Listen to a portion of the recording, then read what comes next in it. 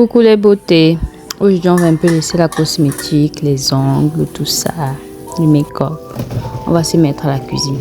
Je suis en train de cuisiner un mets camerounais. Ça s'appelle le sanga.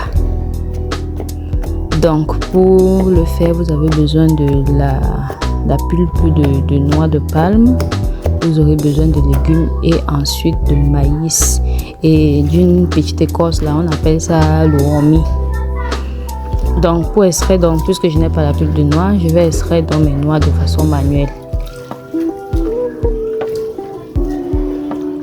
Donc vous faites exemple, si vous voulez reproduire la recette, vous faites exactement comme je suis en train de faire dans la vidéo pour extraire. C'est vraiment très facile et ça nous permet de gagner en temps.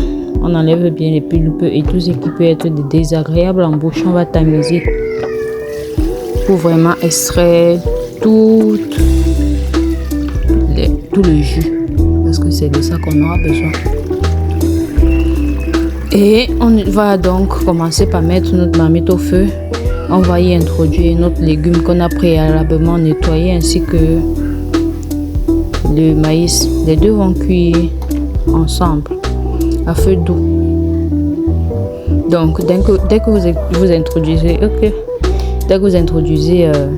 ces deux ingrédients dans la marmite, il suffit de rajouter juste un tout petit peu d'eau.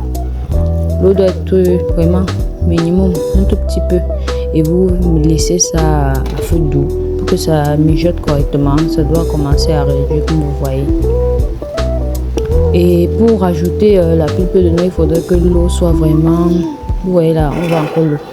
Donc l'eau doit sécher, mais pas brûler. Donc suivez votre cuisson, regardez comment c'est sec.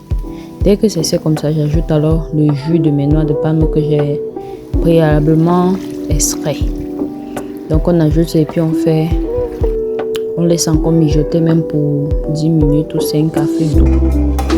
Dès que ça a bien mijoté, on ajoute l'écorce là. Connaisseurs connaissent. C'est le romi. Si vous n'avez pas ça, vous prenez les rondelles, c'est tout aussi bon. Et puis on déguste ça très chaud avec du sucre.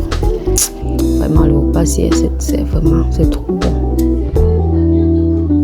N'hésitez pas à me dire ce que vous en pensez. Celles qui ont déjà testé, vraiment dites-moi en commentaire ce que vous en avez pensé. Et puis on se dit à la prochaine pour une nouvelle vidéo ou bien recette. Bisous.